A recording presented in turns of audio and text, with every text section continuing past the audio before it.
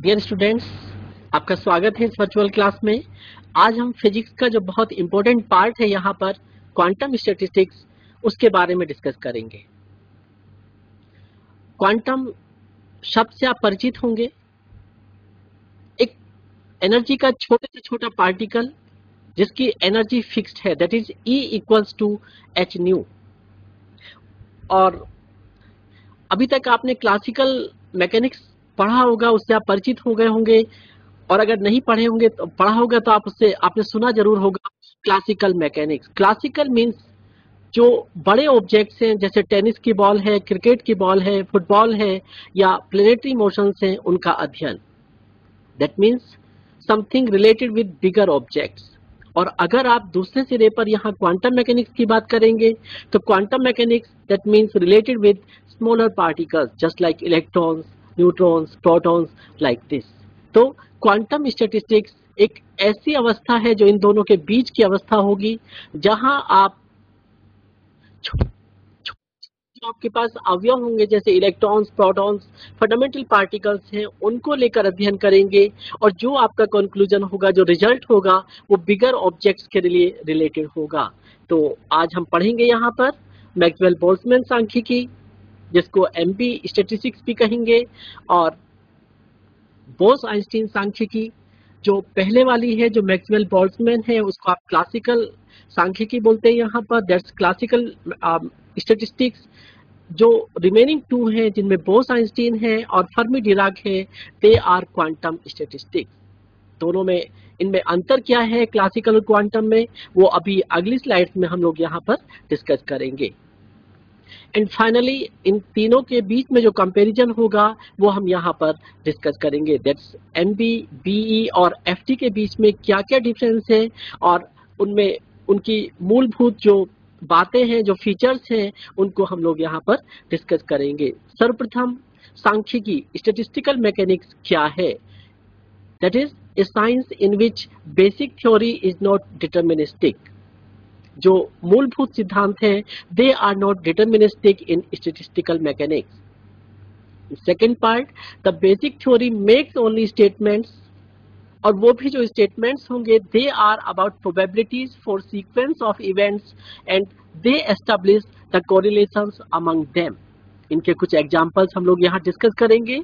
And finally जो तीसरी यहाँ पर मेन सिग्निफिकेंस है, that is probabilism is fundamental but not deterministic.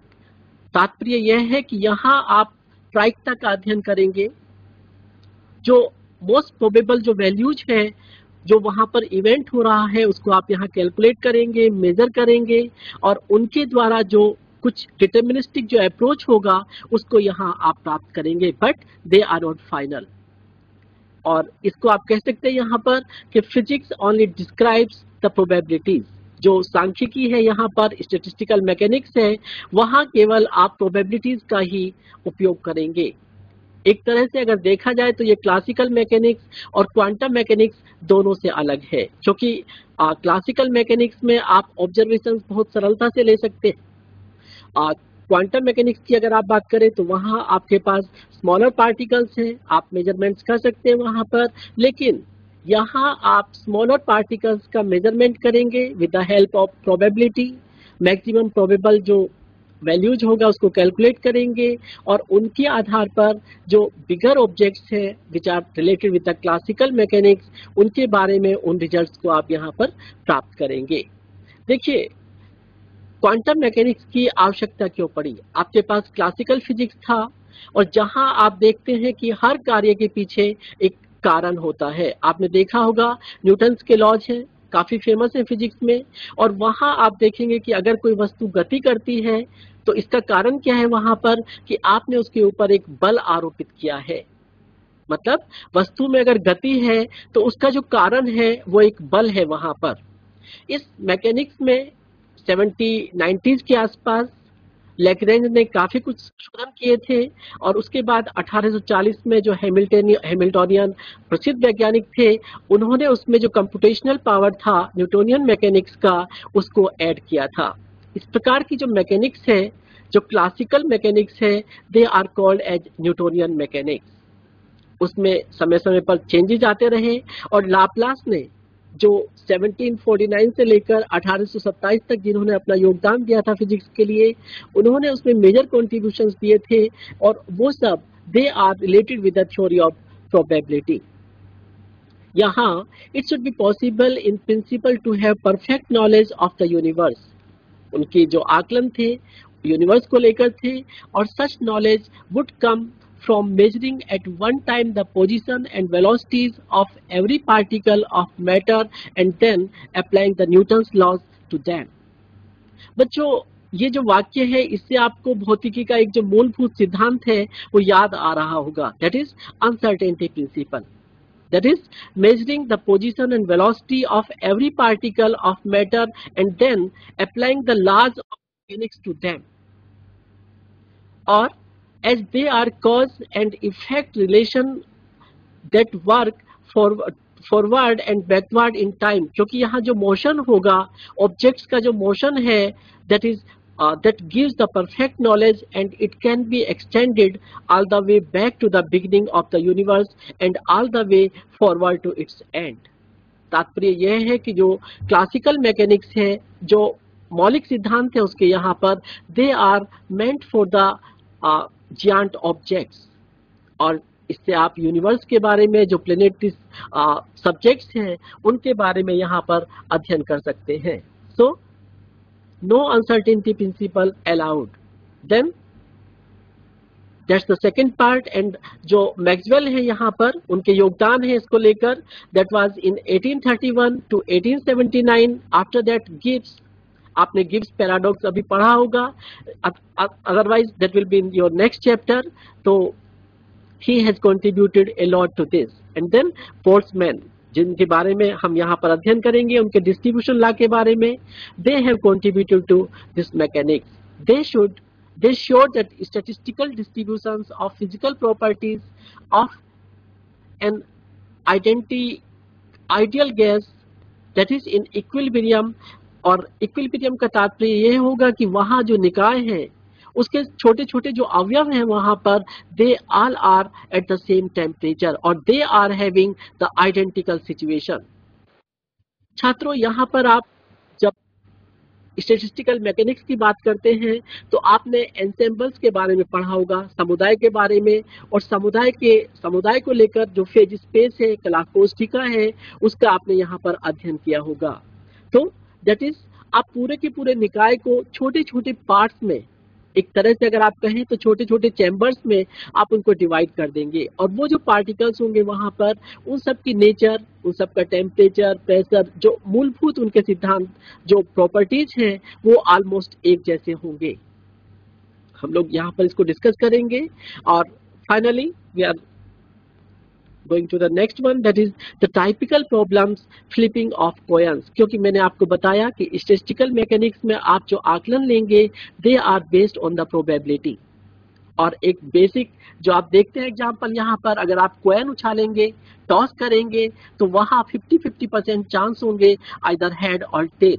So they are all depend on the way of observations in statistical mechanics. And then there comes the modern physics. यहाँ जो 1905 जो थे, Einstein यहाँ पर थे, उनका जो पीएचडी था that was based on the Brownian motion। That means that was the beginning of the modern physics era and he has contributed lot of in that field। That was the beginning of the nanoscience too। क्योंकि Brownian motion जब आप यहाँ discuss करते हैं, they are the measurable consequences to their motion and they are related to the nano science as well as the size of the particles। They are size of a common sugar molecule, that is 1 nanometer, was determined correctly at that time and he has contributed in that field। उसके बाद 1924 में जो बोस है, सत्येंद्र नाथ बोस, जो भारत के प्रसिद्ध वैज्ञानिक रहे हैं, उन्होंने आइंस्टीन के साथ मिलकर एक अपनी स्टैटिस्टिक्स डेवलप किया था, that is the Bose Einstein statistics. और उसको हम लोग यहाँ पर जो डिस्ट्रीब्यूशन है उसका उसको यहाँ पर डिस्कस करेंगे। और उसके 2 साल के बाद देखिएगा 1905 में आइंस्टीन का योगदान, 1924 में सत्येंद्र नाथ बोस का योगदान, और उसके 2 साल के बाद 1926 में फर्मी और डिराक का एक इंडिपेंडेंट जो कंट्रीब्यूशन था, that is in terms of Fermi Dirac statistics. यहाँ जो बेसिक चीज है यहाँ पर वो ये है कि अगर आप क्लासिकल मैकेनिक्स की बात करेंगे तो वहाँ स्पिन का कॉन्सेप्ट जो होगा, the particle can have any spin. तात्पर्य यह है कि उसकी जो स्पिन है उसका मान कुछ भी हो सकता है, फ्रॉम 0 टू एनी इंटीजर। जो रिमेनिंग टू यहाँ पर स्टैटिस्टिक्स है फर्मी डिराक और बॉस आइंस्टीन की, वहाँ ऐसा नहीं है। वहाँ स्पिन जो है in case of boss Einstein that can be 0 or a complete integer, but in case of Fermi Dirac it is half integral, and that too with plus or negative sign। हम लोग यहाँ इसको discuss करेंगे और इसके बाद जो statistical distribution है वो किस प्रकार से कार्य करेगा, हम लोग वहाँ से कैसे यहाँ पर रिजल्ट निकालेंगे, let's discuss it. Statistical mechanics, it deals with the behavior of systems of large number of particles। Example के लिए अगर आप एक ग्लास में पानी लेते हैं और उसमें आप एक शुगर का क्रिस्टल ऐड करते हैं, that is the object of statistical mechanics. Sugar का क्रिस्टल वहां पर डिजोल्व होगा और उसके द्वारा जो प्रॉपर्टीज होंगी दे विल चेंज। और बच्चों यहाँ जैसे कि आप देख रहे हैं, we are not able to track the individual particles, क्योंकि पार्टिकल्स की संख्या जो है जिनका आपको अध्ययन करना है वो बहुत ज्यादा होगा। They are of the order of 10 to the power really a big number, so we cannot deal individually with them। यहाँ हम लोग क्या करेंगे, we will calculate the probability, and with the help of that maximum probable probability we will calculate the deterministic results, and that's the contribution of statistical mechanics। So in that way it is different to classical mechanics, because there you can have the direct measurements, but in statistical mechanics you have to go with the help of probability measurements। Thus statistical mechanics handles many particles by calculating the most probable behavior of the system as a whole, rather than by being concerned with the behavior of individual particles। एक और example अगर आप देखें, यहाँ पर cycle की tube है, उसमें अगर आप हवा भरते हैं तो थोड़ी देर में टायर का जो टेम्परेचर है वो चेंज हो जाता है। ऐसा क्यों है? आपने हवा वहां पंप किया, दैट मीन्स काइनेटिक एनर्जी बढ़ेगा पार्टिकल्स का, और वो एक एक पार्टिकल का एनर्जी कंट्रीब्यूट करेगा टू द होल सिस्टम, और वो सिस्टम जो है उसका टेम्परेचर आप मेजर कर सकेंगे। लेकिन अगर आपसे इंडिविजुअल पार्टिकल्स की बात की जाए तो आप उसके बारे में कुछ आकलन वहां पर नहीं दे पाएंगे। That means you are just calculating the probabilities. और यहाँ जो क्वेश्चंस आते हैं, ऐसा होगा या नहीं होगा, not again or yes again, that's the only thing. जैसे कि मैंने आपको बताया था कि अगर आप एक कॉइन को टॉस करेंगे तो whether it will be head or it will be tail, not again or yes again, वही सिचुएशन यहाँ पर बनी रहेगी। Thus in statistical mechanics we assume that more ways there are to arrange the particles to give a particular distribution of energies, the more probable is that distribution। क्योंकि हम लोग यहाँ पर नंबर ऑफ पार्टिकल्स के साथ deal करेंगे and they are really a big number of particles. तो उन पार्टिकल्स का जो एनर्जी होगा, आप देखते हैं एनर्जी जो है वो पार्टिकल्स के साथ एसोसिएटेड है and they are distributed among the entire system. पानी के ग्लास का मैंने आपको एग्जांपल दिया, तो उसमें जो n मॉलिक्यूल्स है यहाँ पर पूरा का पूरा पानी का जो टेम्परेचर होगा उन सब मॉलिक्यूल्स के इंडिविजुअल टेम्परेचर्स का योग होगा, उसका जो वॉल्यूम है उनके इंडिविजुअल वॉल्यूम का सम होगा।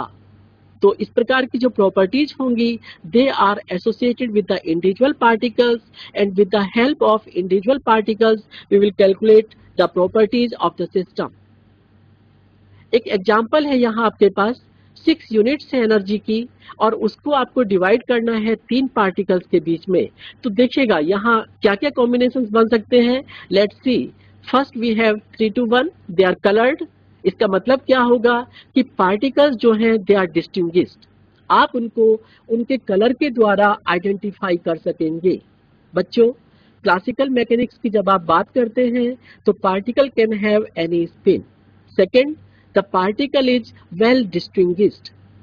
आइडेंटिकल होते हैं, लेकिन आप उनको पहचान सकते हैं, दे आर वेल डिस्टिंग्विश्ड। तो यहाँ जो पार्टिकल्स हैं उनका अलग अलग कलर है, और उनके जो कॉम्बिनेशंस होंगे, जो यहाँ प्रोबेबल स्टेट्स होंगी, दे आर आपके सामने है 321, 312, एक अलग कॉम्बिनेशन हो सकता है यहाँ पर 213, and by the way you can have the 6 ways how to do them. देखिए, अगर दो पार्टिकल उनमें से एक ही प्रकार के हैं तब क्या कॉम्बिनेशन बनेगा, 411, 141 और 114। That means there are 3 ways possible. So that is how we can correlate them with their probable conditions. So we have 6 ways when there are more possibilities, and when possibility is less, then we have only less ways to observe them, and that is, यही classical mechanics का जो basic है। यहाँ पर हम उस event को होते हुए देखना चाहेंगे, और वहाँ जितना भी उसकी प्रोबेबिलिटीज होगी, मैक्सिमम प्रोबेबिलिटीज, उसको हम यहाँ पर मेजर करेंगे। सिक्के का एग्जाम्पल आप लेते हैं यहाँ पर, अगर आप उस सिक्के को 1000 बार टॉस करते हैं तो जितनी ज्यादा बार हेड आएगा, दैट इज द प्रोबेबिलिटी, और वो उसका एक कंक्लूसिव रिजल्ट यहाँ पर आपके पास होगा। इसी प्रकार से जो डिस्ट्रीब्यूशन है यहाँ पर, उसमें बोल्ट्जमैन ने सबसे पहले दिखाया था कि जो एक फैक्टर होगा यहाँ पर, that is with exponential to beta E. यहाँ बीटा जो है that is the factor related with Boltzmann constant, और बोल्ट्जमैन कांस्टेंट दैट्स एक कांस्टेंट है यहाँ पर जिसको आप यूज करेंगे, and that is related with temperature. और जब आप टेम्परेचर की बात करते हैं, that means that is related with energy. और अगर कोई चीज एनर्जी के साथ जुड़ी हुई है, that means that is related with all individual particles. अगर आपके पास सिस्टम में n पार्टिकल्स हैं, तो उन सब का जो सम होगा, that is the total number of particles of the system. और वो जो एनर्जी है, कैपिटल ई अगर आप एग्जांपल के लिए यहाँ लेते हैं, तो वो एनर्जी उन सारे पार्टिकल्स की इंडिविजुअल एनर्जी का सम होगा। आपके पास एक डिस्ट्रीब्यूशन है यहाँ पर, that is Maxwell Boltzmann statistics के आधार पर है, that is NE equals to GE और FMB। यहाँ FMB जो है that is a function, that is Maxwell Boltzmann function, और that is proportional to NE, जहां n जो है वो नंबर ऑफ पार्टिकल्स, E उनकी टोटल एनर्जी, और GE जो है उसको हम लोग अभी डिस्कस करेंगे, that is the parameter related with there phase space. बच्चों, जैसे कि मैंने आपको बताया, आपने कला आकाश इससे पहले अध्याय में पढ़ा होगा, जहां आप पूरे सिस्टम को, पूरे निकाय को छोटे छोटे अवयवों में ब्रेकअप करते हैं। और वो अवयव कैसे होंगे, जो एक ही साइज के, almost closer, identical to each other, इस प्रकार के होंगे, और उनकी जो प्रॉपर्टीज होगी वो भी सिमिलर होगी, क्योंकि पार्टिकल्स आइडेंटिकल हैं। और अगर आप क्लासिकल की बात करते हैं तो आप उनको डिस्टिंग्विश भी कर सकते हैं। अगर आप क्वांटम मैकेनिक्स की बात करेंगे तो आप उनको डिस्टिंग्विश तो नहीं कर पाएंगे, बट दे आर आइडेंटिकल। तो GE जो होगा वो उन इंडिविजुअल पार्टिकल्स के साथ जुड़ा होगा। आपने एक्सेसिबल स्टेट यहाँ पर पढ़ा होगा, अभिगम्य ऊर्जा की अवस्थाएं जो होती हैं। तो अगर आपके पास कोई सिस्टम है जहाँ काफी सारी कोष्टिकाएं होंगी, उनमें अगर आप प्रोबेबिलिटी देखें कि एक पार्टिकल जो होगा वो एक कला कोष्टिका में स्थित है, तो उनकी जो संख्याएं हैं, and if they are allowed, that means they are accessible, then that is the number of accessible energy levels in that system. तो यहाँ जो GE है, जैसे कि मैंने आपको बताया था, वो एक पैरामीटर है, वो डेंसिटी ऑफ स्टेट्स कहलाएगा। उस सिस्टम में जितनी भी छोटी छोटी ऊर्जा की कक्षाएं होंगी, उन सब की जो संख्या है, that is density of states, जो आपको बताएगा कि उन अवस्थाओं में पार्टिकल्स के होने की संभावनाएं किस प्रकार से होंगी, ज्यादा है, कम है, whatever their value is. And then FMB, that gives you the relative probability that an energy state is occupied at a given temperature. एक, जैसे कि मैंने आपको बताया था कि जब आप ऑब्जर्वेशन करेंगे स्टैटिस्टिकल मैकेनिक्स में, क्योंकि यहाँ हर चीज जो है दैट इज इनडायरेक्ट मेजरमेंट, तो जब आप ऑब्जर्वेशंस करेंगे किसी ऐसे सिस्टम का, वहां टेम्परेचर कांस्टेंट होना चाहिए, it's not going to vary. हाँ, लेकिन अगर आप एंसेम्बल्स की बात करें तो उनके बीच में कुछ पैरामीटर्स, सभी नहीं लेकिन कुछ पैरामीटर्स दे कैन चेंज, और उनके आधार पर आप उन एंसेम्बल्स को भी अलग अलग प्रकार से कैटेगराइज कर सकते हैं। दूसरी चीज, वहां जो एनर्जी है उस सिस्टम की, that energy has to be constant, और उनकी नंबर ऑफ पार्टिकल्स वो भी कांस्टेंट होना चाहिए, नहीं तो पूरा सिस्टम जो है आपका वो चेंज हो जाएगा, और उसके चेंज होने से उनकी जो मोस्ट प्रोबेबल जो प्रोबेबिलिटी है वो चेंज हो जाएगी, and that means you can not take the accurate measurements. So all these things has to be constant during the observations. Now there comes a question, why we need the quantum statistics? और solution आपके सामने है, इसका answer आपके पास है कि कुछ particles जो है जिनको आप डायरेक्ट मेजर नहीं कर सकते, उनके बारे में जब आप अध्ययन करना चाहते हैं तो उसकी आवश्यकता के लिए जो मैकेनिज्म चाहिए आपको, उसके लिए जो इंस्ट्रूमेंट चाहिए जिसकी हेल्प से आप उनका एनालिसिस कर सके, that is based on Pauli's exclusion principle, and that's what we call here as the quantum statistics.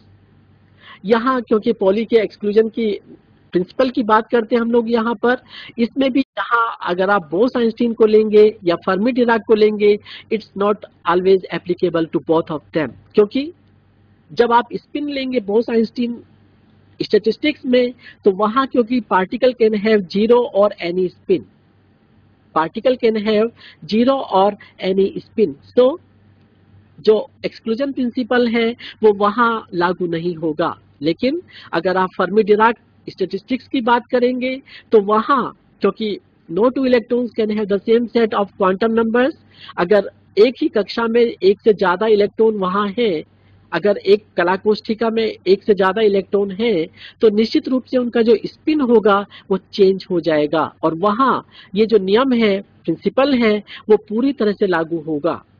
और particles under consideration are indistinguishable and bosons, they are not subject to the Pauli exclusion principle and they behave differently। जैसे कि मैंने आपको बताया, अगर आप classical mechanics की बात करेंगे, बोस आइंस्टीन की बात करेंगे या फर्मी डिराक की बात करेंगे, तीनों जगह अलग अलग पैरामीटर्स आपको ध्यान में रखने होंगे, and they are related with their spin. Classical mechanics में जैसे कि मैं आपको बता चुका हूं, पार्टिकल कुछ भी स्पिन वहां पर रख सकता है और वो किसी भी कला कोष्ठिका में जाने के लिए स्वतंत्र होगा। लेकिन अगर आप बोस आइंस्टीन की बात करेंगे तो उसका स्पिन जो है वहां आपने कंडीशन लगा दिया है, दैट इज आइदर जीरो और एनी कंप्लीट इंटीजर। दूसरी बात, पार्टिकल कला कोष्ठिका में एक से ज्यादा हो सकते हैं, लेकिन अगर आप फर्मी डिराक की बात करते हैं जो फंडामेंटल पार्टिकल्स को लेकर है यहाँ पर, वहां एक्सक्लूजन नियम का पालन होगा और एक से ज्यादा इलेक्ट्रॉन वहां पर एक कला कोष्ठिका में नहीं होंगे, और अगर होते हैं तो उनका जो स्पिन होगा वो चेंज हो जाएगा, एंड उस प्रकार की जो एनर्जी की जो वैल्यूज होंगी, they are called as the allowed energy states और bound system in quantum mechanics. ऐसे निकाय को आप एक बाउंड सिस्टम की तरह से यहाँ पर इमेजिन कर सकेंगे।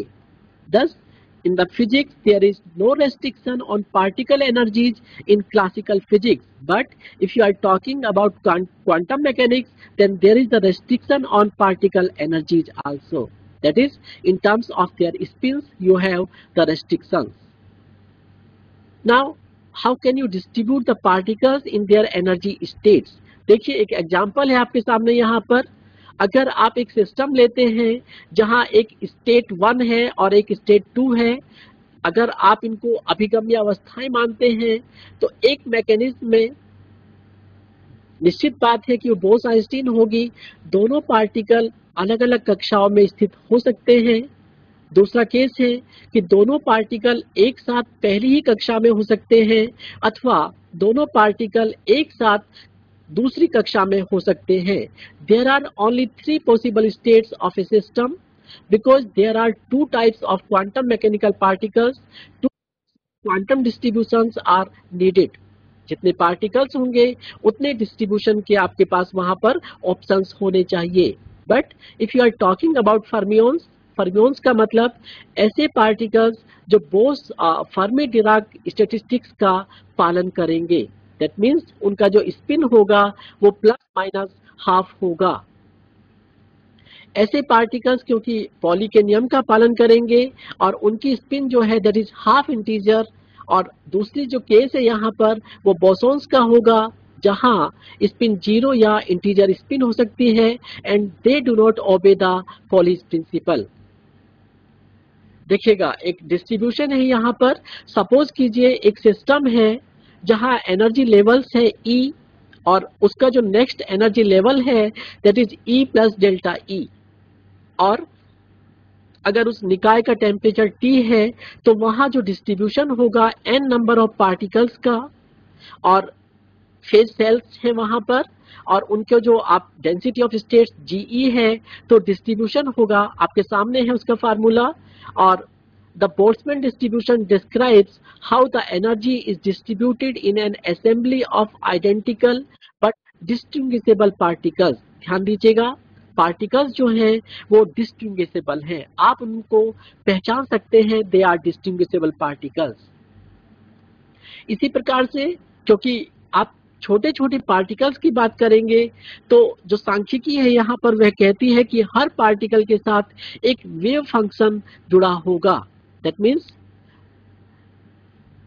दे overlap identical particles and they become indistinguishable, क्योंकि स्मॉलर पार्टिकल्स हैं। और जब आप बोस-आइंस्टीन या फर्मी-डिराक की बात करेंगे तो उन पार्टिकल्स को आप आइडेंटिफाई नहीं कर पाएंगे, दे आर इनडिस्टिंग्विशेबल।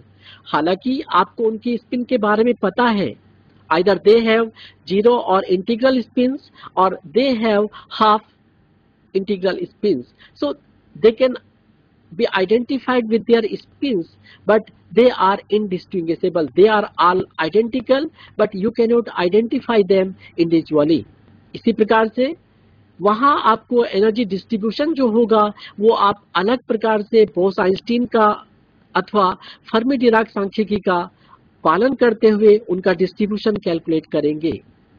और in fact we need 1/4 particles that behave like photons, जहां कोई भी स्पिन हो सकता है जीरो और इंटीजर्स के बीच में, और दूसरा केस है यहाँ पर वो फर्मियंस का होगा जहां स्पिन जो है वो पर्टिकुलर डेफिनेट होगी प्लस माइनस हाफ इंटीजर। और जैसे कि मैंने आपको बताया कि 1924 में जो भारत के वैज्ञानिक थे सत्येंद्रनाथ बोस, उन्होंने आइंस्टीन के साथ मिलकर अपना एक डिस्ट्रीब्यूशन पैटर्न जो है बोस आइंस्टीन जिसको कहा जाता है उसको कंट्रीब्यूट किया था, और उसके जो रिजल्ट थे they were extended by Einstein himself and they are with the help of massive particles and is called as Bose-Einstein distribution। यहाँ आप स्मॉलर पार्टिकल्स को लेकर डिस्कस करेंगे और रिजल्ट जो होंगे they are for massive particles. और डिस्ट्रीब्यूशन जो होगा देखिए आपके सामने है, यहाँ पर फंक्शन है E टोटल एनर्जी है उस सिस्टम की, और 1/e raised to the power alpha then E over KT, जहाँ K जो होगा दैट इज बोल्ट्जमैन कांस्टेंट, और जो E अल्फा है वो एक फैक्टर है यहाँ पर जो डिपेंड करेगा उस सिस्टम के ऊपर। जिस सिस्टम को आप यहाँ पर अध्ययन कर रहे हैं उसका जो पैरामीटर है that depends upon E alpha. और इसी प्रकार से जब आप फर्मी-डिराक की बात करेंगे it corresponds to the result for particles that obey the Pauli's principle. और डिस्ट्रीब्यूशन जो होगा एक डिफरेंस जो आप देखेंगे यहाँ पर, अगर आप बोस-आइंस्टीन की बात करेंगे वहां -1 होगा, आप देखेंगे -1 है वहां पर, लेकिन जब आप फर्मी-डिराक की बात करेंगे डिस्ट्रीब्यूशन फार्मूले में वहां पर +1 होगा। छात्रों ऐसा क्यों है? क्योंकि जब आप बोस-आइंस्टीन को लेते हैं तो particle can have any spin. इसका मतलब एक कोष्ठिका में एक फेज सेल में एक से ज्यादा पार्टिकल आ सकते हैं, उनके ऊपर कोई कंडीशन आप वहां पर नहीं लगाएंगे। लेकिन अगर आप फर्मी-डिराक सांख्यिकी की बात करेंगे तो वहां कंडीशन ये है कि एक कला कोष्ठिका में एक ही इलेक्ट्रॉन या एक ही जो आपका पार्टिकल है जिसका आप अध्ययन कर रहे हैं वो स्थित होगा, और अगर दूसरा ऑप्शन है वहां पर वो अपोजिट स्पिन के साथ होगा, और उनको आप सिमेट्रिकल या एसिमेट्रिकल के बेस पर यहाँ पर डिफाइन कर सकते हैं। तो पार्टिकल्स जिनको आप कैटेगराइज करेंगे बोसॉन्स जो बोस आइंस्टीन सांख्यिकी का पालन करेंगे, और ऐसे पार्टिकल्स जो फर्मी-डिराक सांख्यिकी का पालन करेंगे उनको आप फर्मियोन्स के रूप में पहचान पाएंगे। इसी प्रकार से अगर आप क्लासिकल मैकेनिक्स को लेंगे यहाँ पर, दैट इज मैक्सवेल बोल्ट्जमैन, तो वहाँ जो डिस्ट्रीब्यूशन होगा, क्योंकि particle can have any spin, और दूसरी बात particle can stay in any phase cell, that means वहाँ जो एक कंपोनेंट था +-1 का वो यहाँ एब्सेंट होगा, क्योंकि जो स्पिन के ऊपर कंडीशन है वो पॉली के जो नियम के अंतर्गत आपने यहाँ पे जो कंडीशन लगाई थी वो यहाँ लागू नहीं होगी। That means it is absent in the denominator. This is identical to the BE or FT distribution. अगर आप उस कंडीशन को यहाँ पर रिलैक्स करते हैं तो आपकी बोस-आइंस्टीन और फर्मी-डिराक सांख्यिकी दोनों मैक्सवेल बोल्ट्जमैन सांख्यिकी में कन्वर्ट हो जाएंगी। That means you are talking about larger temperature objects. हम लोग इसको एग्जाम्पल से यहाँ पर डिस्कस करेंगे। और अब सॉरी, जो बोल्ट्जमैन डिस्ट्रीब्यूशन है यहाँ पर, जैसे कि मैंने आपको बताया, it can only valid if energy component is very very large than 1. That means this can occur because of low particle densities and energies which are larger than kT, that is greater than Boltzmann energies. So they can only valid, एक देखिए एक condition है यहाँ पर, अगर आपके पास particles हैं और वो आइडेंटिकल हैं, उनको आपने यहाँ पर कैटेगराइज किया है 1 और 2 से, और उनके पास स्टेट है यहाँ पर 1 और 2, तो दोनों पार्टिकल 1 और 2 में हो सकते हैं। उनके जो फंक्शंस हैं, जैसे कि मैंने आपको बताया, they are psi n and psi m, दोनों को कैटेगराइज करने के लिए, लेकिन दोनों अपनी कक्षाओं को इंटरचेंज भी कर सकते हैं। They can stay in any phase cell but only one element is allowed in one phase cell. That is the condition according to Pauli's principle. यहाँ अगर आप कंपेयर करेंगे डिस्ट्रीब्यूशन फंक्शंस को 1 और 2 कक्षाओं के लिए जो फेज सेल्स हैं आपके पास, then it is described by the wave function psi n m that is related to both of the particles, and they are categorized by 1 and 2. So psi n1 and psi m2. Then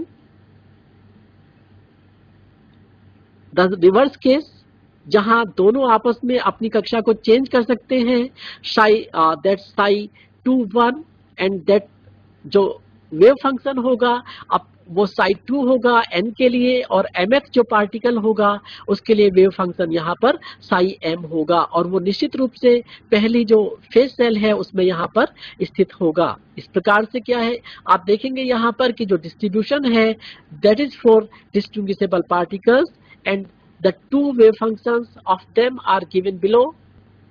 दोनों को आप एक दूसरे में change कर सकते हैं, that is applicable, will appropriate to describe the system of 2 non-interacting particles. ध्यान दीजिएगा, they are identical particles, they are non-interacting particles, but they are not distinguishable, they are indistinguishable particles. आप उनको identify नहीं कर पाएंगे although they are identical. अगर आप इन दोनों में यहाँ पर कंपैरिजन करेंगे तो since general identical particles are not distinguishable, we must describe them using the symmetrical or anti symmetrical combinations. That is example आपके सामने है यहाँ पर। सिमेट्रिकल अगर आप यहाँ देखेंगे तो wave functions which describes the bosons. ऐसा क्यों है, क्योंकि एक साथ एक से ज्यादा बोसोन्स एक कक्षा में स्थित हो सकते हैं, लेकिन अगर आप फर्मियोन्स की बात करेंगे दे आर एंटीसिमेट्रिक।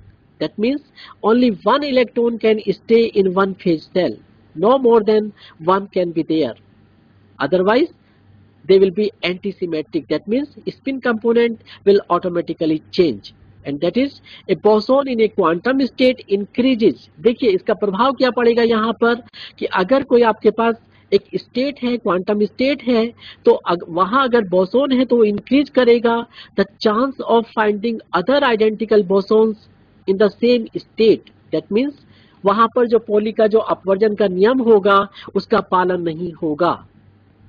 अगर आप यहाँ फर्मियोन्स की बात करेंगे तो वहाँ एक दूसरा केस होगा, that means they prevent any change in their identical fermions from occupying the same state because they follow the Pauli's exclusion principle. और अगर आप यहाँ देखेंगे, in general the presence of boson in a particular quantum state it increases the probability, while in case of fermions it prohibits the another one to enter in the same phase cell. Thus it prevents other fermions from being in the same state. इस प्रकार से यहाँ क्या conclusion निकालेंगे? We are ready to write down the distribution functions for bosons and fermions. छात्रों, अभी तक आपने देखा है कि जो पार्टिकल्स हैं दे आर आइडेंटिकल, लेकिन उनको जो बॉस आइंस्टीन या फर्मी डिराक में अगर आप कैटेगराइज करेंगे तो उनके स्पिन के आधार पर करेंगे और इसी के आधार पर उनके जो डिस्ट्रीब्यूशन फंक्शंस होंगे वो भी अलग अलग होंगे। एक एग्जांपल आपके सामने देखिएगा, एक मैश बना हुआ है यहाँ पर, और अगर आप उसमें इनको आप लैटिस और बेसिस से अगर देखें, यहाँ पर जो स्पॉट्स बने हैं स्पॉट्स दे आर लैटिस।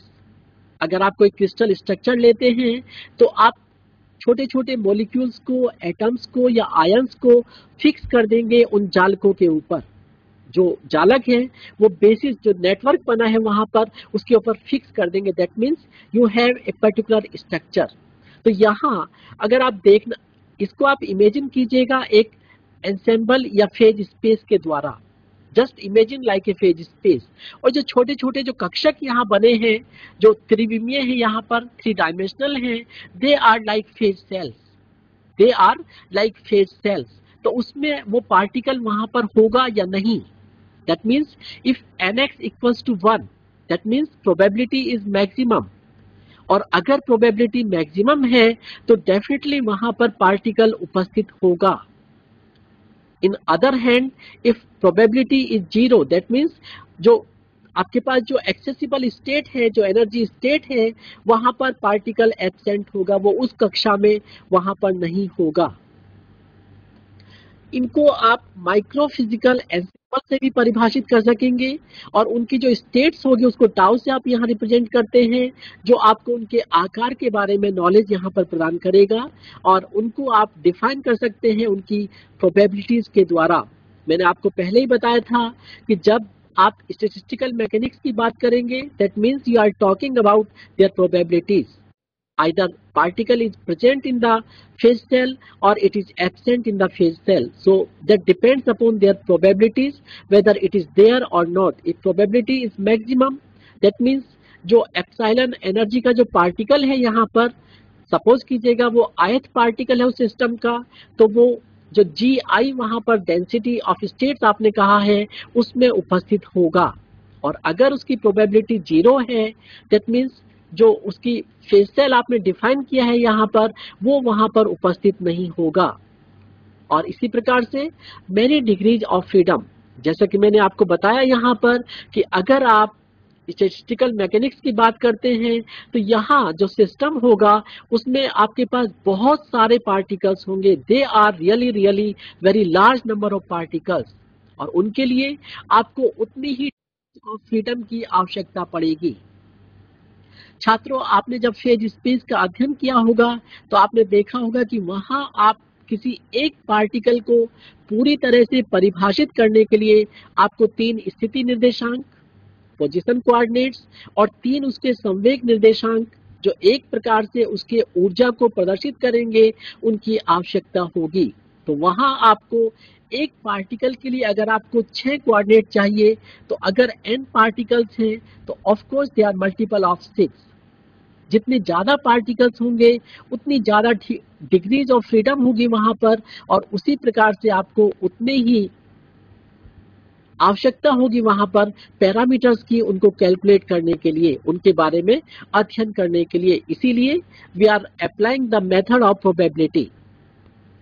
एक सिस्टम है आपके पास जहां number density of particles in the system is low enough and mean free path are longer, ध्यान दीजिएगा, पार्टिकल्स की संख्या कम है और उनका जो मीन फ्री पाथ है जिस पर वो आराम से मूव कर सकते हैं without colliding any other particle, it is longer.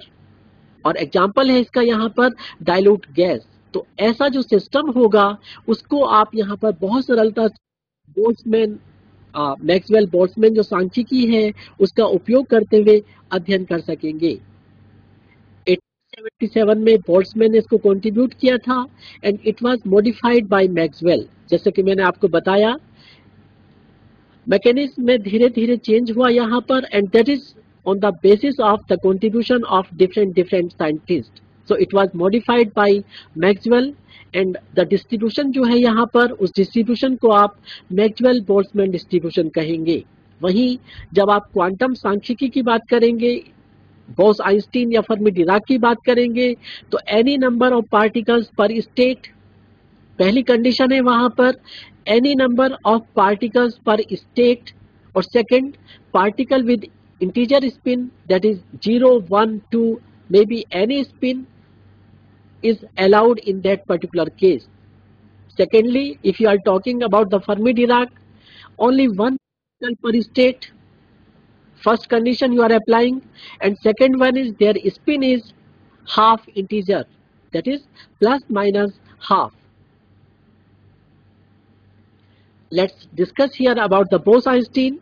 It was given by Bose in 1924 and it was modified by Einstein in the collaboration with Bose, and the distribution function gives the probability that a state of energy epsilon, देखिए total energy system की अगर यहाँ capital E है तो क्योंकि वहाँ n number of particles हैं, उन सब पार्टिकल्स के साथ जो जुड़ी होगी energy that is n1 epsilon 1 n2 epsilon 1।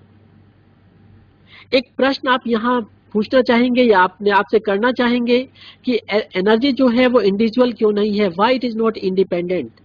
कोई छात्र अगर उत्तर देना चाहे इस प्रश्न का, मैं उम्मीद करूंगा कि आप कोई रिप्लाई देंगे। Anyone?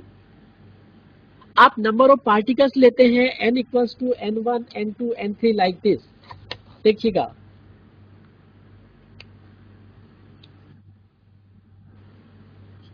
summation over I, and you have n1 n2 and it goes up to ni।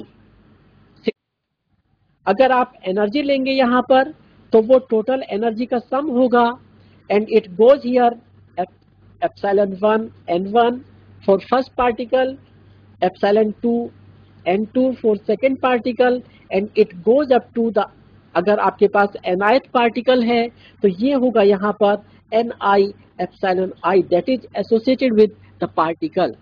That means energy cannot be independent one, वो जो है पार्टिकल के साथ एसोसिएटेड है यहाँ पर, और उसको आप इंडिविजुअल यहाँ पर you cannot have it, always considered with associated with particles. That's why, और जब आप यहाँ ऑब्जर्वेशंस लेंगे इसमें टेम्परेचर का, तो ये उन सारे जो इंडिविजुअल पार्टिकल्स हैं उनके सम के बराबर होगा, that is the sum of individual particles. इस प्रकार से बोसोन को आप यहाँ पर डिस्कस करेंगे, और उनके लिए क्योंकि एचएन बोस ने इसको कंट्रीब्यूट किया था, so let's keep the slide and come to the distribution function. यहाँ ओमेगा आई जो है दैट इज द प्रोबेबिलिटी, और छात्रों यहाँ पर प्रोबेबिलिटी दो प्रकार की होगी, one is thermodynamic and another one is statistical. आपने इक्वली प्रायरी प्रोबेबिलिटी पढ़ा होगा, क्योंकि आप यहाँ मैक्सिमम प्रोबेबल जो प्रोबेबिलिटी है उसको ऑब्जर्व करना चाहेंगे, तो यहाँ समेशन है पार्टिकल्स का, total number of particles n है, और जैसे कि मैंने आपको बताया जब आप ऑब्जर्वेशंस करेंगे तो number of particles will remain constant, total energy of the system will remain constant. However, the energy of individual particles can change. जब वो एंसेंबल में है तो एनर्जी वहां चेंज हो सकता है, but total energy of the system will remain constant. तो इस प्रकार से जो डिस्ट्रीब्यूशन होगा यहाँ पर दैट इज, अगर n एप्सिलॉन है टोटल यहाँ पर, दैट इज विद -1 फैक्टर। -1 क्यों है यहाँ पर? क्योंकि particle can have any spin between 0 and 1, 0, 1, 2 like this. आपने इसकी स्पिन के ऊपर यहाँ पर कंडीशन लगाया है, that's why you have this kind of the distribution function. इसी प्रकार अगर आप इसको कैलकुलेट करेंगे, सिंपल है, यहाँ पर प्रोबेबिलिटी निकालेंगे, उसके बाद आप मैक्सिमम प्रोबेबिलिटी कैलकुलेट करेंगे and then you can find the Bose Einstein distribution which appears like this। और at energy epsilon I there are Ni particles divided among Gi states। छात्रों, जैसे कि मैंने आपको बताया, जो Gi है वो हर पार्टिकल के लिए अलग अलग होगा। अगर टोटल G है तो ये समेशन ओवर I होगा और G1 plus G2 and it goes up to Gi। That means 1 is associated with N1 and it is associated with epsilon 1 and 1। अगर आपने फेज सेल को, फेज स्पेस को बहुत अच्छे से पढ़ा होगा तो आप इमेजिन करेंगे कि हर कोष्ठिका में, हर फेज सेल में एक पार्टिकल होगा और उसका पर्टिकुलर एक नाम होगा, उसकी एक एनर्जी डेंसिटी होगी वहां पर। अगर आयत पार्टिकल है तो Gi है, उसकी एनर्जी Ni एप्सिलॉन I होगा और आप उसको क्लियरली यहाँ पर आइडेंटिफाई कर सकेंगे। In case of Maxwell Boltzmann और अगर फर्मी डिराक है या बोस-आइंस्टीन है तो वहां दे आर इनडिस्टिंग्विशेबल। तो यहाँ एक बैरियर होगा and that is Gi minus 1, that is between states. The total of Ni plus Gi minus 1 objects to be arranged. How many arrangements? And that is simply the distribution। आपके पास है यहाँ पर factorial, क्योंकि आप जानते हैं probability, जो आपके पास फेवरेबल कंडीशंस है और वो फेवरेबल कंडीशंस अगर आप डिवाइड करेंगे टोटल अवेलेबल कंडीशंस से, then you can have the probability। तो jth अगर आपके पास पार्टिकल है उसके लिए आप प्रोबेबिलिटी यहाँ कैलकुलेट कर लेंगे और जस्ट सिंपल मैथमेटिकल है यहाँ पर, और आप कैलकुलेट कर सकेंगे मैक्सिमम प्रोबेबिलिटी। क्योंकि प्रोबेबिलिटी जब मैक्सिमम है और आप उसको कैलकुलेट करेंगे डेल्टा W को, तो और इस प्रकार से जब आप यहाँ पर उसको कैलकुलेट करेंगे it comes like Fj equals to 1 upon e to the power alpha plus beta epsilon j। यहाँ प्लस माइनस 1 फैक्टर एब्सेंट है because that factor is associated with spin and we are just ignoring that part at this moment। Now if you are talking about Gi has to be large or equal to Ni। छात्रों, ऐसा क्यों है? आप जरा देखिएगा, Gi जो है यहाँ पर जो एनर्जी डेंसिटी है वो या तो Ni जो नंबर ऑफ पार्टिकल्स है उनके बराबर होना चाहिए या उससे ज्यादा होना चाहिए। ऐसा क्यों है? ये कंडीशन आपने बोस-आइंस्टीन में या मैक्सवेल बोल्ट्जमैन में नहीं लगाई है। कोई स्टूडेंट उत्तर देना चाहेगा इस प्रश्न का? Anyone who can try this question? Why this particular situation, this particular condition is applied for Fermi-Dirac? Because this statistics is following the Pauli's exclusion principle। और यहाँ जो आपके पास जो Gi है, जो G है यहाँ पर, वो रेफरेंस होगा G1, G2 और Gi के लिए। दैट मीन्स आपने उस पर्टिकुलर पार्टिकल के लिए एक कक्षा यहाँ पर स्थिर कर दी और वो पार्टिकल क्योंकि उसकी स्पिन हाफ इंटीजर है, that has to be in that particular phase cell, that is Gi energy density, and that's why this condition is applied for Fermi-Dirac। And now how many ways can Ni occupied states be selected from Gi states? देखिए, आपके पास अगर n number of particles हैं तो कम से कम Gi जो है वो उनके बराबर होना चाहिए, तभी तो एक पार्टिकल एक कक्षा में स्थित होगा। आप अगर अपनी कक्षा का एग्जाम्पल ले जहां आप बैठे हैं तो आपके लिए एक स्थान यहाँ पर निर्धारित कर दिया गया है, आप एक चेयर को ऑक्युपाई किए हुए हैं। तो अगर आपकी संख्या 20 है तो वहां फर्मी-डिराक स्टैटिस्टिक्स का पालन करने के लिए कम से कम 20 सीट वहां पर होनी चाहिए ताकि हर स्टूडेंट अपनी सीट ऑक्युपाई कर सके। और अगर उससे ज्यादा है, that is the probable case, तो वो यहाँ एप्लीकेबल होगा, but not less than number of particles. अन्यथा वो इलेक्ट्रॉन वहां नहीं रह सकेगा, and that will be the case of Bose-Einstein statistics. हम इसको और डिस्कस करेंगे एग्जांपल्स के द्वारा। आप distribution just calculate the probability, get the maximum probability, and you can have the distribution function. और जहां आपके होगा +1, जो स्पिन का जो पार्ट है उसको रिप्रेजेंट करेगा। जैसे कि मैंने आपको बताया, अगर आप मैक्सवेल बोल्ट्जमैन की बात करेंगे, this factor is absent there. अगर आप बोस-आइंस्टीन की बात करेंगे, you have -1, and if you are talking about Fermi Dirac, then you have the +1 factor, क्योंकि only one electron will be there in one phase cell because they obey the Pauli's exclusion principle. That's why we have this factor. And now, if we want to compare all the three, we have the Boltzmann one. Is that -1 or +1 factor is not there because particle can have, it can go in any phase cell. In Bose-Einstein, there is -1 factor. Particle can have particular spin. And what is that particular spin? It can be 0, it can be 1, or it can be n. So that is, spin may be either 0, 1, 2, or it may be n spin. That's why there is -1. Gi -1 factor is there. And if you are talking about Fermi-Dirac, that was the case for Bose-Einstein. If you are talking about Fermi-Dirac, then here -half integer. That is, only one particle is allowed in one orbit, that is one phase cell.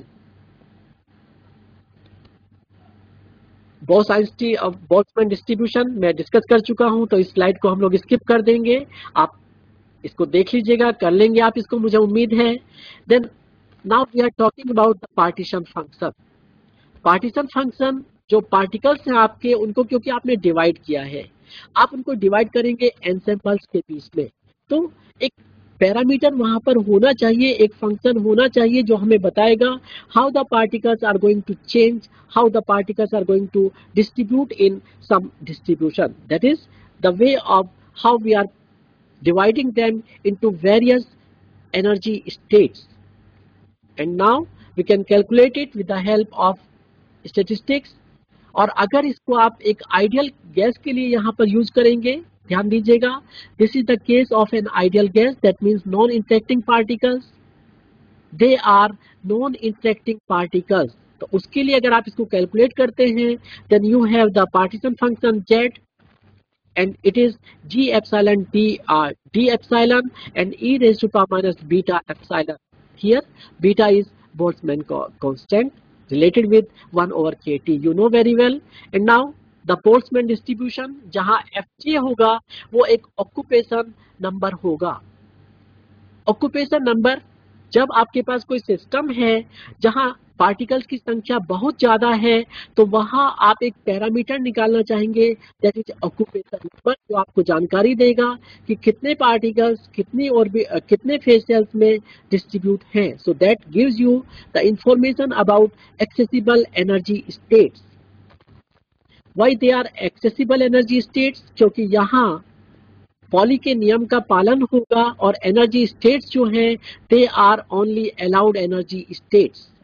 That's why we need the occupation function which fj, और जो हमें बताएगा कि distribution किस प्रकार से होगा।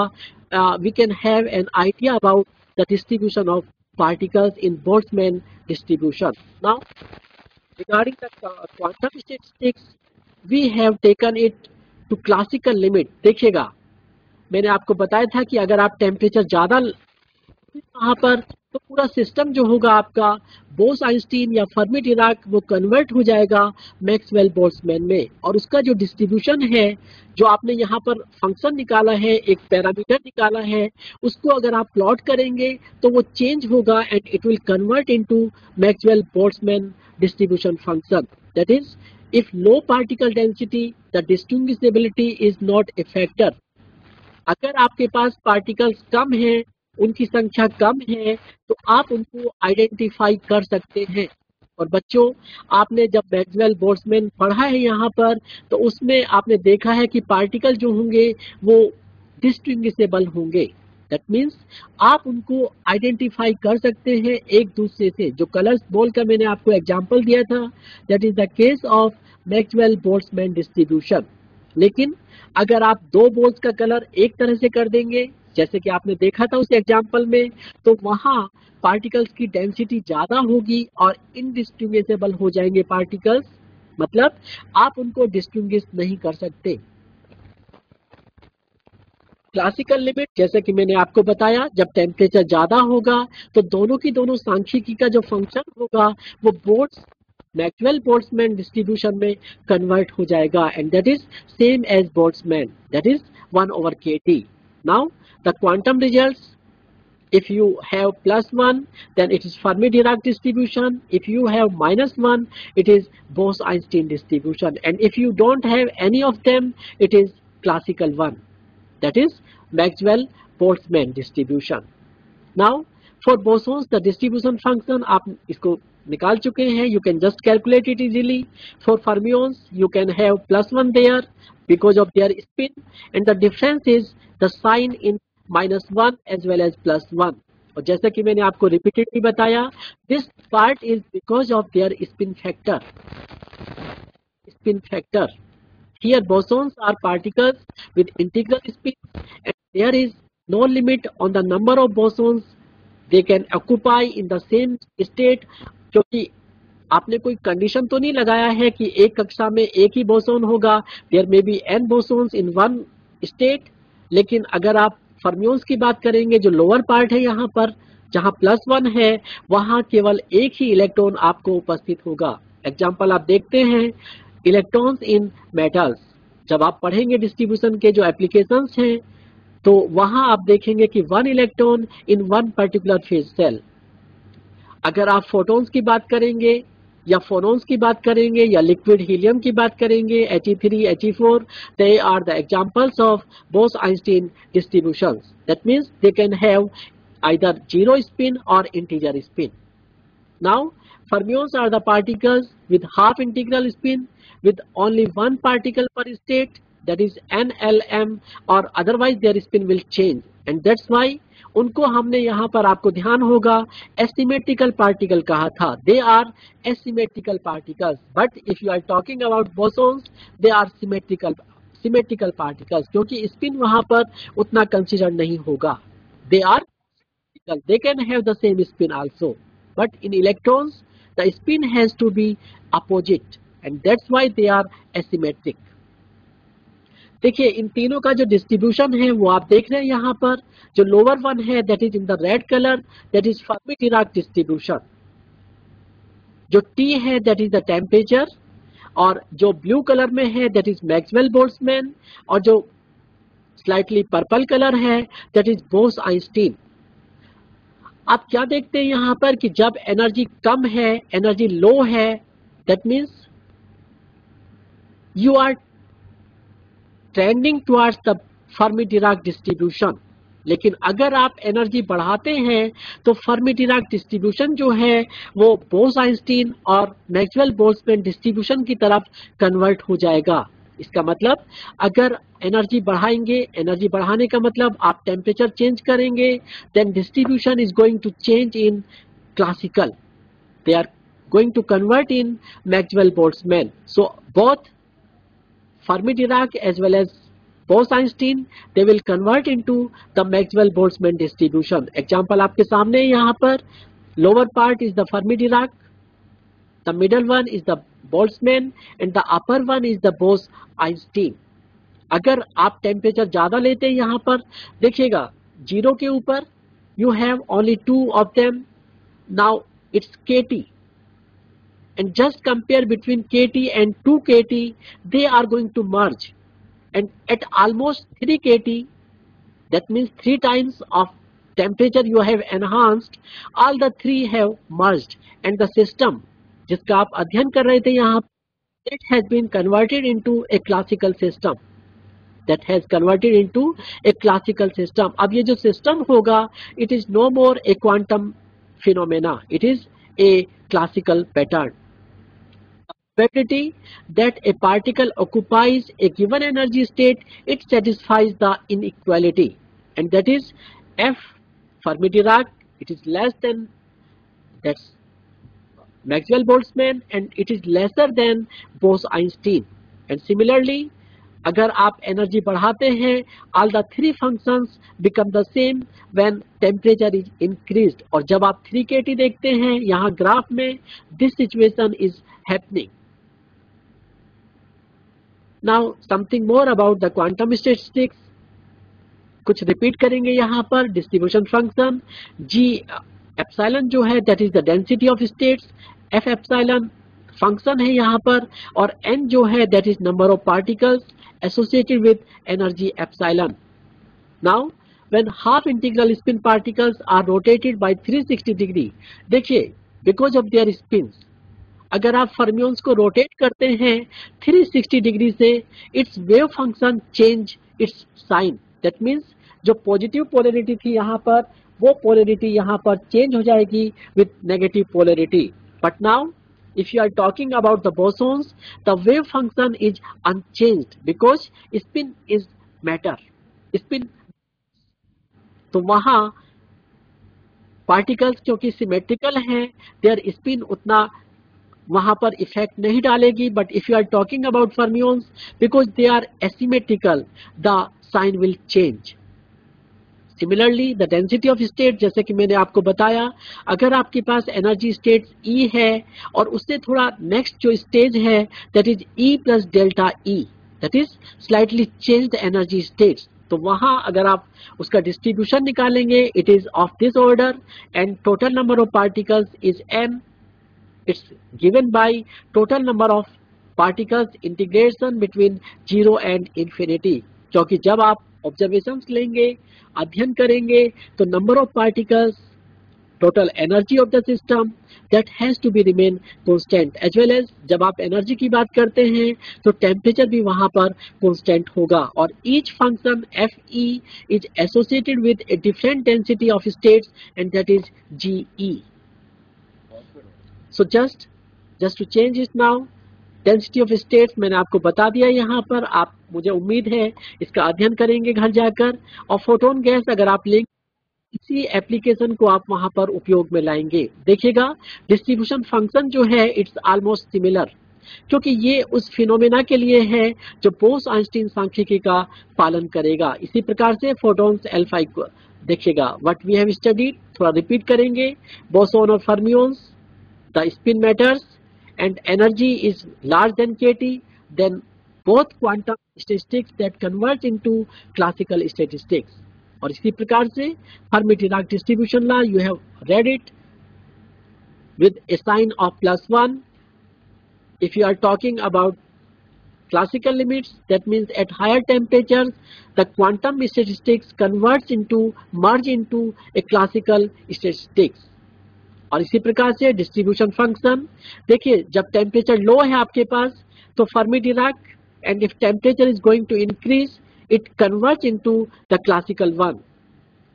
फार्मूले हैं just to repeat, one is the Bose-Einstein, another one is Fermi-Dirac and their applications for liquid helium, Bose-Einstein condensation and degenerate Fermi gas. that is जो गैस है आपके पास उसको कैसे आप कैसे उसको एक्सेसिबल स्टेट्स में एस्टैब्लिश करेंगे, the applications are there. And then Fermi statistics and Bose-Einstein, ये सब आप पढ़ चुके हैं यहाँ पर. स्पिन आइदर 0 और 1 और in between. If it is +-1 then it is Fermi-Dirac, and examples is electrons, positrons, protons, neutrons, etc. and they all have spin half. And this is how the applications goes in various fields. No two fermions can exist in identical energy quantum states. जैसे कि आपने बताया, उनका जो spin होगा क्योंकि अलग होना चाहिए वहां पर, आप उसको अगर रोटेट भी करेंगे तो वो एसिमेट्रिकल हैं, स्पिन चेंज हो जाएगा, इसलिए एक पर्टिकुलर कक्षा में दो फर्मियोन एग्जिस्ट नहीं कर पाएंगे.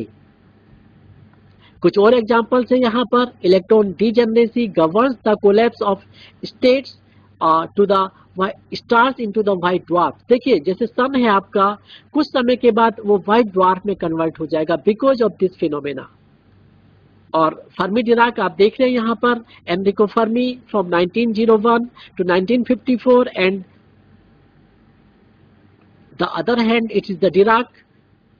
देखिए एक चीज यहाँ पर इंटरेस्टिंग है आपके लिए, there are two possible outcomes, क्योंकि स्टैटिस्टिकल मैकेनिक्स को इन दोनों के बीच की कड़ी माना जाता है, क्लासिकल और क्वांटम के बीच की। तो दो चीजें हैं वहां पर, there are two possible outcomes if the result confirms the hypothesis. अगर आप कोई है और वो रिजल्ट्स को कंफर्म कर देता है, then you have made a measurement, and if it is not possible, if the result is contrary to the existing hypothesis, then you have made a discovery, and this is how the science works. This is something about Dirac। और उनके बारे में interesting ये है कि उनसे जो पूछा जाता था वो पहले उसको अनुभव करते थे, उसके बाद बताते थे। एग्जाम्पल सामने है आपके पास, एक बार वो खाना खा रहे थे, एक वैज्ञानिक से उनसे कहा कि आज हवा काफी चल रही है, तो डिराक अपनी टेबल से उठे, खाना छोड़कर विंडो तक गए, उन्होंने देखा, बाहर झांका और वापस आके बोला कि yes it is windy, yes.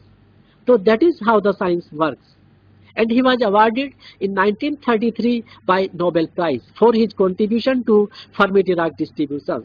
क्योंकि इस डिस्ट्रीब्यूशन का जो लाभ है वो जब आप इलेक्ट्रॉन्स का अध्ययन करेंगे, जो सेमीकंडक्टर्स के केस में या मेटल्स के केस में लेंगे, तो वहां इस सांख्यिकी का आप उपयोग करेंगे। इसी प्रकार से distribution, I am just skipping क्योंकि समय की सीमाएं हैं। This is about the distribution law, and एक मिनट ये सांख्यिकी के लिए जरा रुकेंगे यहाँ पर। फर्मी डिराक, जैसे कि आपने देखा ग्राफ के द्वारा, अगर वहां एनर्जी लेस है एप्सिलॉन एफ से, epsilon F that means Fermi energy, and if energy is greater then Fermi energy that means it's zero. तो जो आपका जो फिनोमेना होगा वो चेंज हो जाएगा, it will convert into the Bose Einstein और Maxwell Boltzmann. That means everything is depending upon temperature, और टेम्परेचर की जो लिमिट होगी that is the classical limit, the limit is T tends to 0।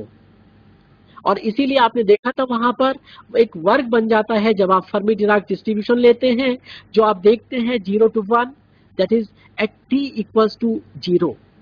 और T अगर आपका चेंज होता है यहाँ पर, तो जो पैटर्न होगा उसके डिस्ट्रीब्यूशन का, पार्टिकल्स के डिस्ट्रीब्यूशन का, वो यहाँ पर कन्वर्ट हो जाएगा, चेंज हो जाएगा, and that is quantum distribution. देखिए एक एग्जांपल है आपके पास, अगर मैक्सवेल बोल्ट्जमैन है तो multiply each state with its number of micro states, micro state जो एक्सेसिबल स्टेट्स है वहां पर, और फॉर डिस्टिंग्विशेबल पार्टिकल्स, यहाँ पर जो कण होंगे, जो पार्टिकल्स हैं, दे आर डिस्टिंग्विशेबल। सब का टोटल कर दीजिए, जो आपके पास रिजल्ट आएगा that is distribution of classical physics particles.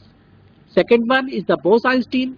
कैसे करते हैं यहाँ पर अध्ययन, ignore all micro states for indistinguishable particles, some of them, and this will give you the distribution of bosons. Now the third one, that is Fermi-Dirac, ignore all microstates, states that have more than one particle at the same energy level, क्योंकि ऐसा हो नहीं सकता, जो डिस्ट्रीब्यूशन है वो Fermi Dirac है, और अगर आप उन सबका सम करते हैं तो जो डिस्ट्रीब्यूशन होगा that will B Fermi Dirac. जो लोअर केस आप देखते हैं यहाँ पर, हर कक्षा में जो एक्सेसिबल कक्षा है, जो अलाउड एनर्जी स्टेट है, वहां पर एक पार्टिकल एक समय में होगा, that is the lower one. जो एग्जांपल है आपके सामने जो आप देख रहे हैं यहाँ पर, इसका तात्पर्य क्या है यहाँ पर कि there must be 3 different distribution functions in every phenomena, whether it is classical, it is quantum, always it's divided in terms of Maxwell-Boltzmann, Fermi-Dirac और Bose-Einstein। इन तीनों में अगर आप यहाँ तुलना करेंगे तो बोल्ट्जमैन फार्मूला आपके सामने है, देन बोस-आइंस्टीन और Fermi-Dirac. The factor -1 is there because of their spin. The factor +1 is there because of their half integer spin. And spin does not matter in case of Maxwell-Boltzmann classical जिसको बोलते हैं आप यहाँ पर, और Bose-Einstein में spin matters, वहां पर उसका प्रभाव पड़ेगा। इसी प्रकार से localised particles psi don't overlap. जो वेव फंक्शंस का एग्जांपल आपने देखा था यहाँ पर, वो ओवरलैप करेगा। टोटल साइज जो होगा बोसोन्स के लिए वो सिमेट्रिकल होगा, और फर्मियोन्स की अगर आप बात करेंगे तो वहां जो साई है वो एंटी सिमेट्रिक होगा, that is spin will change. Examples क्या है यहाँ पर इनके आपके पास, gas molecules at low densities, classical object होगा, वहां पर मैक्सवेल बोल्ट्जमैन सांख्यिकी का आप उपयोग करेंगे। अगर आपके पास फोटॉन्स है, फोरॉन्स है या हीलियम 3, हीलियम 4 है तो वहां आप बोसोन्स लेंगे और that is the Bose Einstein सांख्यिकी का विषय होगा। इसी प्रकार से अगर आपके पास फ्री इलेक्ट्रॉन्स है in metals, electrons in white dwarf, जैसे कि मैंने एग्जांपल दिया आपको सन का, जो धीरे धीरे डिके होते हुए ड्वार्फ में कन्वर्ट हो जाएगा, वहां फर्मियोन्स होंगे, दे आर फंडामेंटल पार्टिकल्स, और वहां जो स्पिन होगा वो मैटर करेगा। इसी प्रकार से अनलिमिटेड नंबर ऑफ पार्टिकल्स पर state, that is n is very less than 1, और यहाँ unlimited number of particles per state, never more than one particle per state, because of their states only one particle in one particular state, that is the difference between these three statistics. Some more difference you can see here, almost classical, bosons, fermions, that's the category, और properties क्या है particles की यहाँ पर, any spin particle for enough apart so wave functions do not overlap. I think it's going to repeat, so some more, their distributions, their functions and their spins that matters here. And जैसे कि मैंने आपको बताया था distribution law जो आप निकाल सकेंगे यहाँ पर, आपने जब फेज स्पेस या उसका अध्ययन किया था यहाँ पर तो आपने देखा होगा कि क्लासिकल और क्वांटम में जब आप यहाँ डिस्कस करते हैं that is in terms of changing energy. अगर एनर्जी है यहाँ पर आपके पास तो वो स्टेप्स में होगी, दैट इज इन स्टेप्स, और ये जो स्टेप्स हैं they are quanta, they are quanta. अगर आप इस प्रकार से लेंगे यहाँ पर तो कोई पार्टिकल अगर यहाँ है, पोजीशन A है and it goes from A to B, then its energy will change at the reciprocal point. So that is how the quantum mechanical phenomena is going to be studied. अगर ये pattern आपका classical होता तो यहाँ energy जो है वो continuous manner में वेरी होती, वहां एनर्जी स्टेप्स में नहीं होगी। इसका एक एग्जाम्पल, आप जो स्टेयर केस देखते हैं घरों में, जो सीढ़ियां होती हैं आपके पास, आप देखिए वो इस तरह से होती है यहाँ पर, either you have energy at this level और एट द नेक्स्ट लेवल और at this level, such kind of steps are there. So this is what you have the quantum mechanical phenomena. और इसको जब आप एक स्पेस कंसिडर करते हैं वहां पर जो वॉल्यूम का होता है, that can be the momentum sphere also, तो उसके हेल्प से आप उनका डिस्ट्रीब्यूशन जो है px, py, pz आप यहाँ कैलकुलेट कर सकेंगे। डिस्ट्रीब्यूशन आपके सामने है, आप इसको घर जाके आज अध्ययन करेंगे। मुझे उम्मीद है आप लाभान्वित हुए होंगे इससे, और I think you can do it now. Now some more distribution laws. अगर n पार्टिकल्स हैं, एनर्जी स्टेट्स वहां पर d एप्सिलॉन है, तो आप उनको डिस्ट्रीब्यूट कर सकते हैं उन एनर्जी स्टेट्स में। एक चीज और है यहाँ पर देखिएगा, the Maxwell Boltzmann distribution is an important relationship many applications in physics and chemistry, क्योंकि ये जो विषय है वो केमिस्ट्री के लोगों के लिए और फिजिक्स के लोगों के लिए भी उतना ही लाभकारी है जितना आप किसी साइंटिस्ट के लिए देखेंगे। तो they are also using the same mechanism. और इसी के साथ डिस्ट्रीब्यूशन देखिए, जो बोल्ट्जमैन डिस्ट्रीब्यूशन है जो आप कैलकुलेट कर सकते हैं अब आराम से। यहाँ पर आपके पास जो वाई एक्सिस है वहां नंबर ऑफ पार्टिकल्स है और उन पार्टिकल्स की एनर्जी E है, टेम्परेचर T है। On Y X axis you have temperature, so it's going to be at low energy. जैसे कि मैंने आपको बताया, संख्या देखिएगा चेंज हो रहा है यहाँ पर, इट्स गोइंग टू चेंज। और इसको अगर आप एक और ग्राफ से देखो तो देखिएगा हाई एनर्जी पर सारे के सारे पार्टिकल आके इकट्ठा हो जाएंगे, दैट इज आप 100 डिग्री से अगर उस टेम्परेचर को चेंज करेंगे, it's going to change like this. And students, thanks with this all science is either physics or stamp collecting, that is said by Ernest Rutherford, and he was the physicist. He was awarded by Nobel Prize, and that was in chemistry. So all science is either physics or stamp collecting. Thank you. अगर आपको कुछ question तो मैं स्वागत करूंगा.